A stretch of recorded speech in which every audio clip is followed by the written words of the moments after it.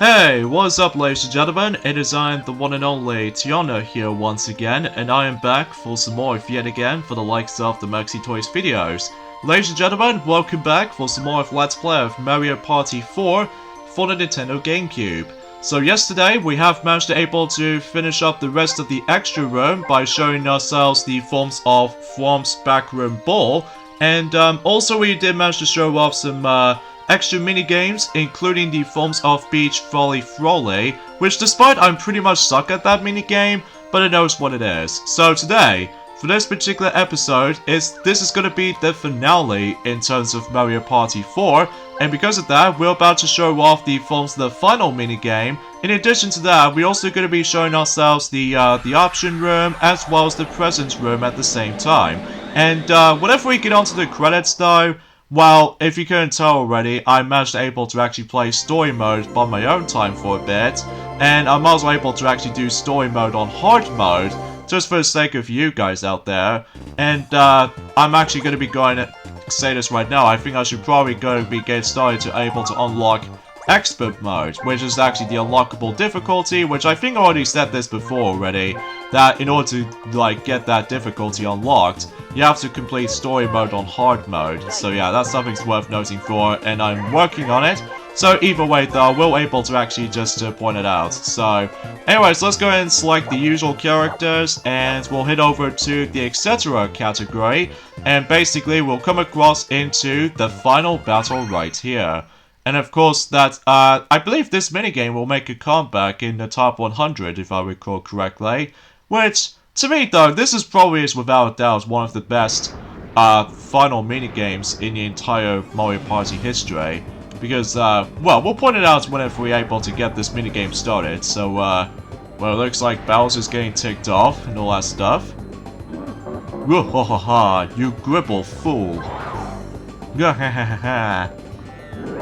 You won't be getting these presents quite as easily as you thought.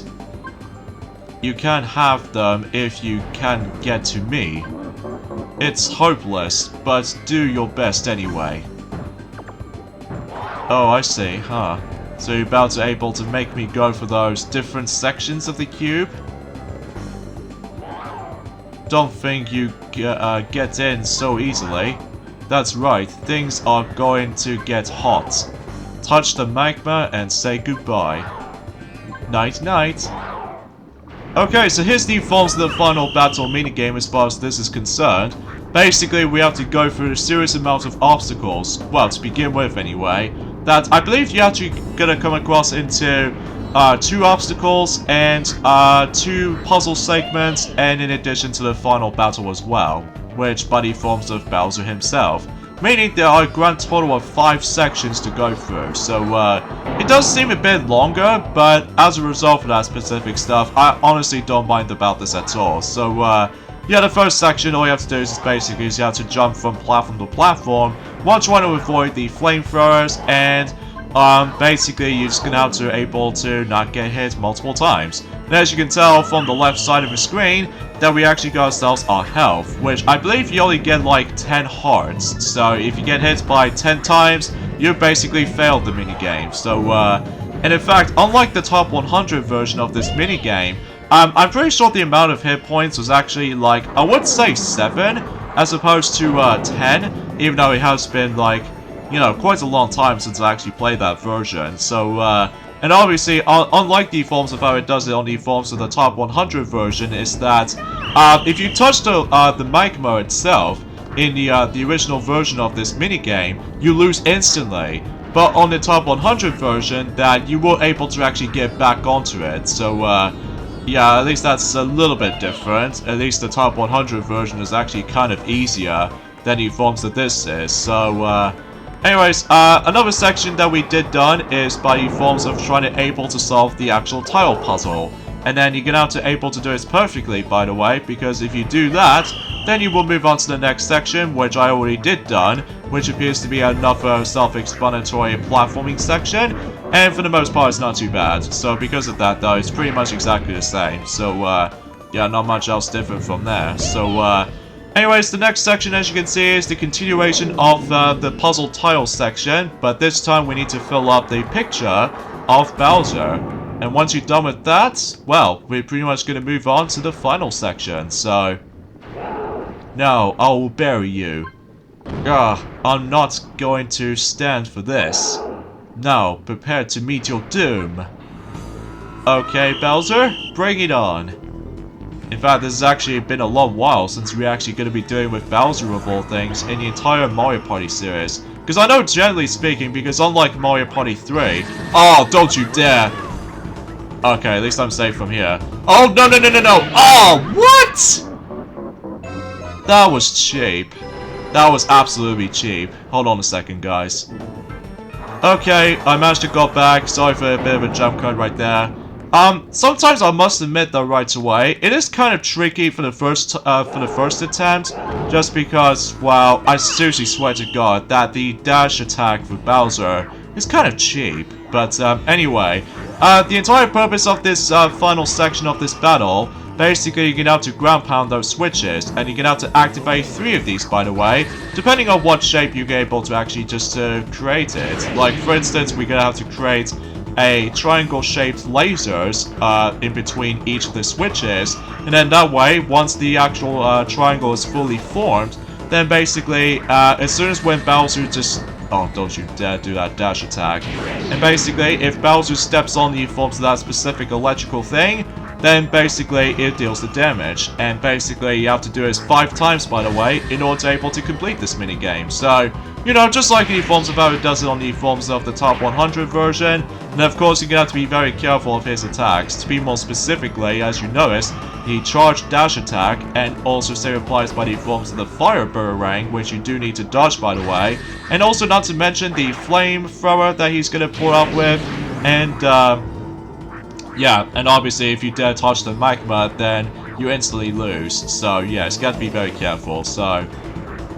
And of course, getting hit by Bowser was actually kind of a bad idea, because otherwise, in addition to able to lose your health, but also you actually get a knockback, which is kind of not a good thing to able to actually just noticing this from the start. But regardless of everything else though, it's actually kind of a fun minigame as a result. But despite it might actually be it might be a bit long at points, but oh, don't you dare. Okay, so there he goes, and as soon as you're done with him for 5 times, then you're basically won.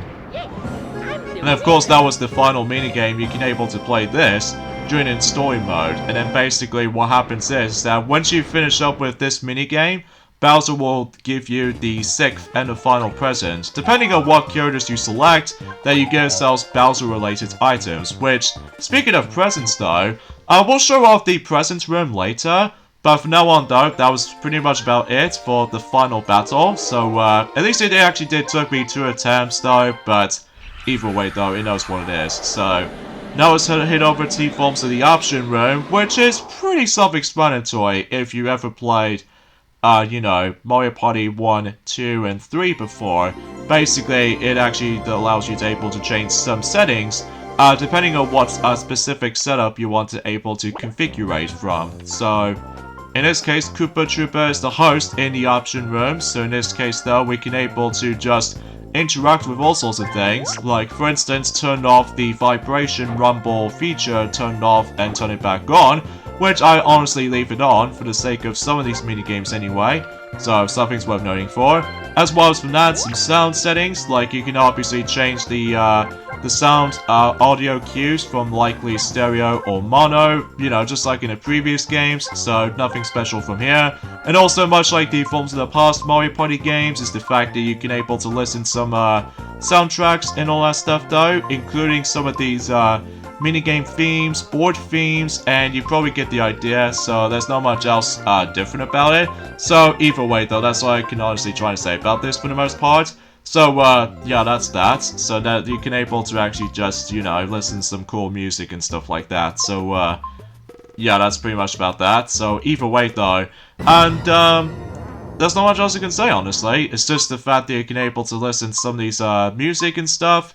So yeah, that's pretty much how that goes. So yeah, pretty much how it usually goes for that point. So, anyways, and you can also just listen to some of these, sound effects, including the forms of, well, it's not so much for sound effects, but to be more specifically, character voices. So in this case, though, you can actually listen to some of these, voice clips, like, you know, announcer, minigame announcer, like new record and all that stuff.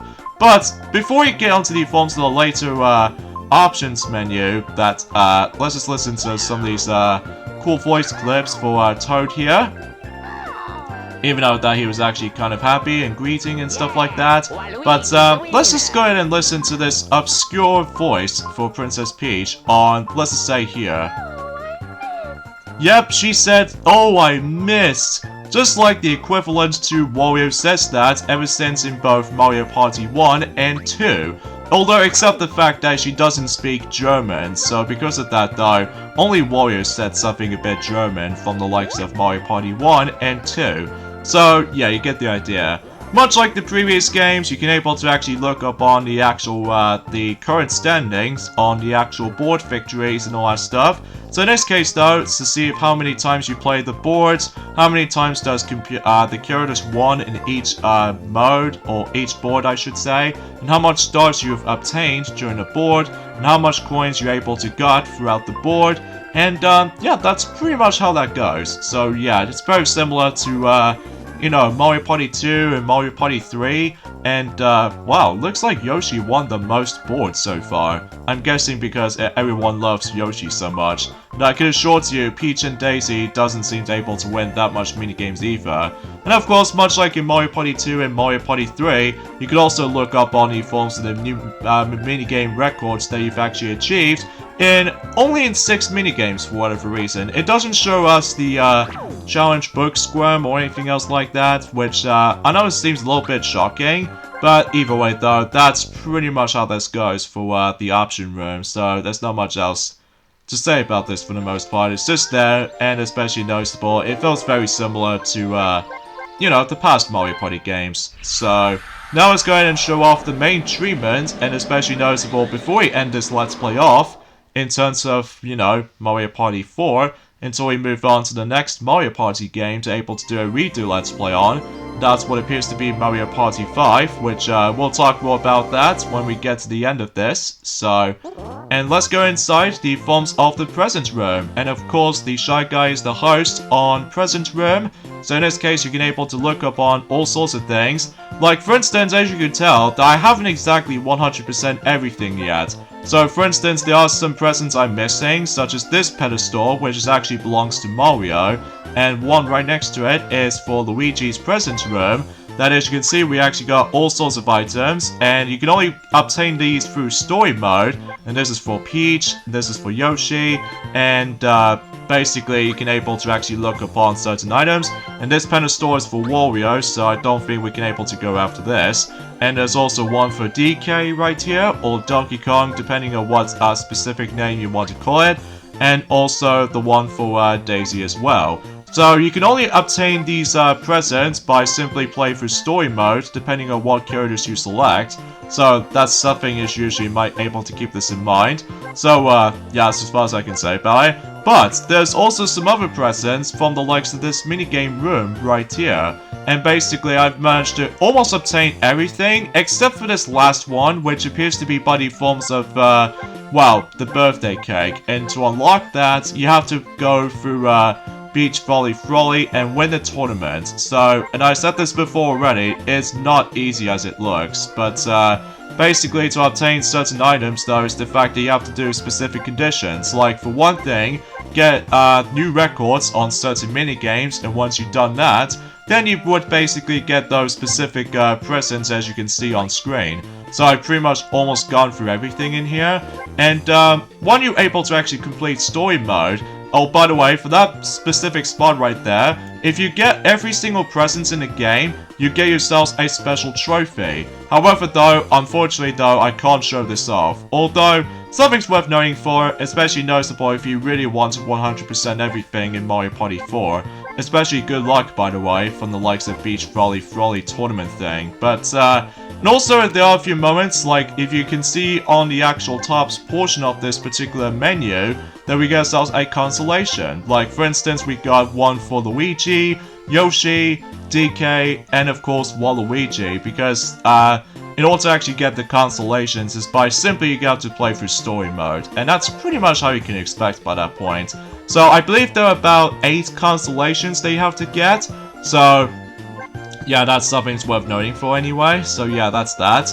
And that's pretty much about it in terms of present room, so yeah, that's as far as I can say about this for the most part. It's just the fact that I pretty much explained everything else for the most part, so yeah, I'll meet you guys back on whenever I complete story mode off screen, and then once I've done with that, then I can pretty much show you guys the credit sequence. Okay, so a quick jump cut right there, because obviously I'm showing you guys the credit sequence, and only if you manage to complete story mode. So yeah, that's as far as I can say for this for the most part. So even though unlike Mario Party 1, 2, and 3, then you can able to actually interact with the staff credit sequence anytime you want. But for Mario Party 4, as well as Mario Party 5, then you have to go through the actual single player story mode first before you see the credit sequence, which is a bit of a letdown, but until Mario Party 6 all the way up to Mario Party 8, that we can able to actually interact with the credit sequence again, so in any time as well. So yeah, that's pretty much about it in terms of Mario Party 4. And what's my final thoughts of Mario Party 4? For the first Mario Party game to be released on the GameCube, this is actually a really great game. Like, it does have its flaws, sure, mainly due to the forms of how the fact that, well, let's get to the positive things first. First of all, the visuals do look really good, even though it might be a bit rough around the edges on this for the most part, but, and also the music, oh man, the music is so memorable, especially noticeable that I always listen to the forms of, excuse me, I always listen to some of these, cool board music, as well as the forms of some very catchy musical tunes here and there, like for instance with the forms of Slowly Yet Surely minigame, or the Try Hard Folks kind of music, which honestly, those musics are so good. And also not to mention though is that the GameCube controller is really comfortable to hold, like easily the best Nintendo controller of all time in my opinion, which for this game itself, it is perfection.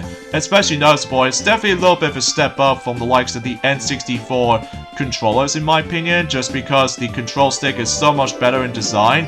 Although to be fair though, that we were able to actually expect by that point for well, just trying to able to be criticizing with controllers and all that stuff. But let's not be too hasty for able to mention about this though, but I digress. Now I believe for that particular staff credit sequence, it shows us the actual photos, or these pictures of some of these hosts of the characters, like Toad, Boo, Goomba, Shy Guy, and Koopa Troopa. How come they managed to able to get into the party cube to begin with, which is a pretty cool screenshot, all things considered. So, but usually they're in the forms of not so much color, which I'm alright with, but I digress. And the gameplay itself, what do you expect from, if you ever played the previous 3 Mario Party games before, you know exactly how this plays out to be. So either way though, I still like it, even to this day. And I suppose that's pretty much about it. Despite the story is not that special, I mean, usually it is there for the sake of the forms of single player experience, all things considered. Like, the ultimate goal is just basically you have to obtain all 6 presents if you manage to able to complete story mode, and that way you should able to get a whole bunch of presents in the present room. So, again, at least depending on what characters you select. So, yeah, that's pretty much about it. And I suppose the only negative thing I can think about this game, though, is that some of these minigames, mainly with the forms of making waves, hide and go boom, cheap sweep, and don't even get me started on Candlelight Flight minigame. Oh man, those minigames are really bad. Like, literally the worst minigames in the entire game, which I honestly have no idea why that some of these minigames like this, well, Hide and Go Boom will make a comeback in the top 100, which I still have. I don't understand why they just choose that.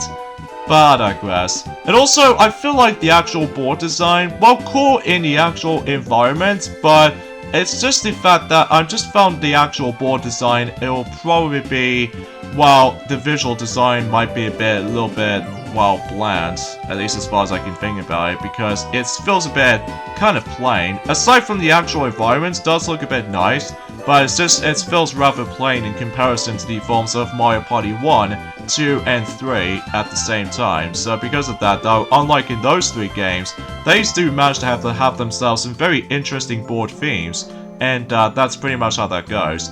And I guess that's pretty much about it. So you can definitely still recommend getting this game. It's actually getting a bit cheaper, especially noticeable that unlike the sequels, 5, 6, and 7, that it gets a bit pricey, specifically 6 and 7, but we'll get to those at some point. So you can definitely still recommend getting this game. And I think this is, to me though, is one of the best GameCube Mario Party games, at least to me though anyway.